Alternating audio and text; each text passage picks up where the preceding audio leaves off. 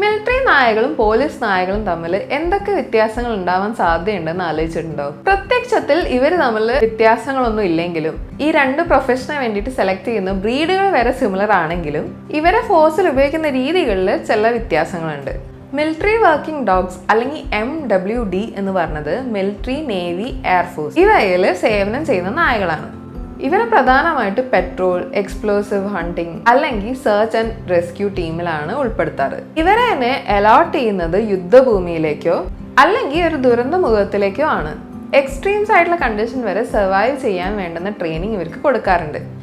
ഇങ്ങനെയുള്ള അവസ്ഥകളിൽ ജീവിക്കുന്ന ഈ നായകൾക്ക് അല്ലെങ്കിൽ ജോലി ചെയ്യുന്ന ഈ നായകൾക്ക് മനുഷ്യരെ പോലെ തന്നെ PTSD, post traumatic stress disorder ഒക്കെ ഉണ്ടാവാനുള്ള സാധ്യത അധികമാണ്. പോലീസ് ഡോഗ്സിന്റെ കാര്യം നോക്കുകയാണെങ്കിൽ drug narcotic detection, crowd control, evidence search എന്നീ കാര്യങ്ങൾക്കൊക്കെ വേണ്ടിയിട്ടാണ് ഉപയോഗിക്കുന്നത്. മിലിറ്ററി ഡോഗ്സിനെ അപേക്ഷിച്ച് നോക്കുന്ന സമയത്ത് കുറച്ചും കൂടെ ഭേദപ്പെട്ട കണ്ടീഷൻസിലാണ് ഇവർ ജോലി ചെയ്യുക. ഒരേ ഹാൻഡ്ലറിന്റെ കൂടെ ആയിരിക്കും മിക്ക പോലീസ് ഡോഗ്സും ജോലി ചെയ്യുക. അതുകൊണ്ട് തന്നെ മിലിറ്ററി വർക്കിംഗ് ഡോഗ്സിനെക്കാട്ടും ജോലി ഭാരം തന്നെ കുറവാണ്. കുറച്ചും കൂടെ ബെറ്റർ മെന്റൽ സ്റ്റേറ്റസിലും കൂടിയാണ് പോലീസ് ഡോഗ്സ് ഉണ്ടാവാറ്.